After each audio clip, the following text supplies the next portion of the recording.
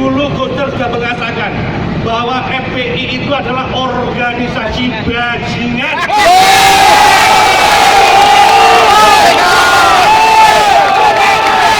FPI itu organisasi bajingan.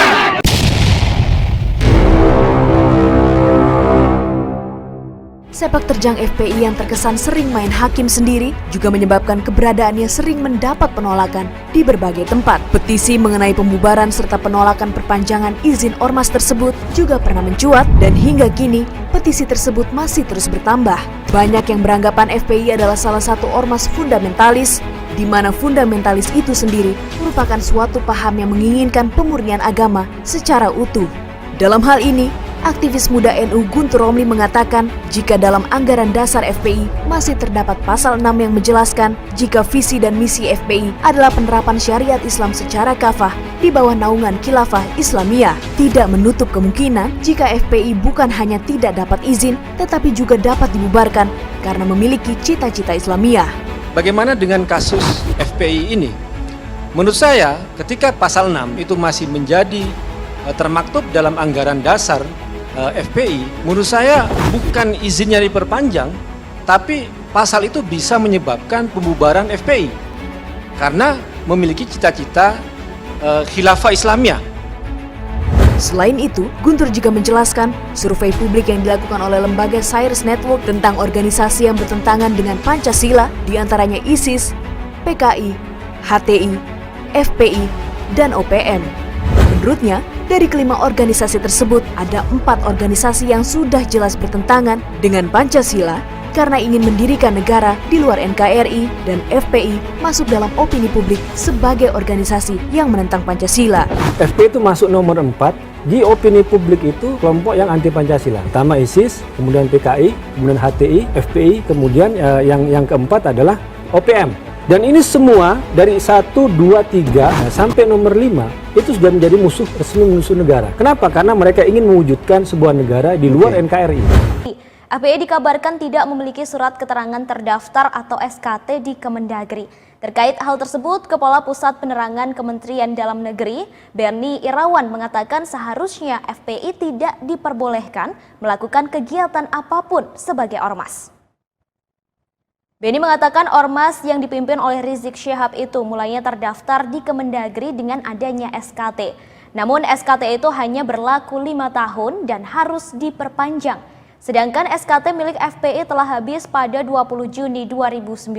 Dengan kondisi itu, Benny menegaskan bahwa FPI bukan merupakan ormas yang statusnya terdaftar. Bicara FPI itu tidak ada atau tidak terdaftar di Kemendagri. Jadi kalau disebut FPI ini nggak ada sekarang ini, FPI itu nggak ada. Organisasinya memang belum secara hukum tidak ada karena organisasinya tidak terdaftar di Kementerian Agama. Mereka tidak melakukan perpanjangannya tidak diperpanjang gitu ya. SKT-nya, surat keterangan terdaftarnya tidak diperpanjang. Jadi secara norma ya nggak ada. Menginstruksikan seluruh PGN Indonesia, tolak, habisi, ganyang FPI. Bumi hanguskan FPI, bumi hanguskan Tugot, bumi hanguskan Dajjal. Karena dia akan merubah ideologi kita. Dia akan mengganti Pancasila dengan paham khilafiyah. Kita menempatkan para alim ulama, tokoh-tokoh agama ini tempat yang paling tinggi. Itu yang kami akan sampaikan. Khusus dalam pernyataan sikap ini, kita khusus ada tentang Rizik Syihab. Khusus Rizik Syihab, dan isi dari petisi intinya adalah kita meminta FPI dibubarkan dan tetapkan oleh pemerintah sebagai organisasi terlarang, persis seperti PKI. Dari dulu Gus Dur sudah mengatakan bahwa FPI itu adalah organisasi bajingan.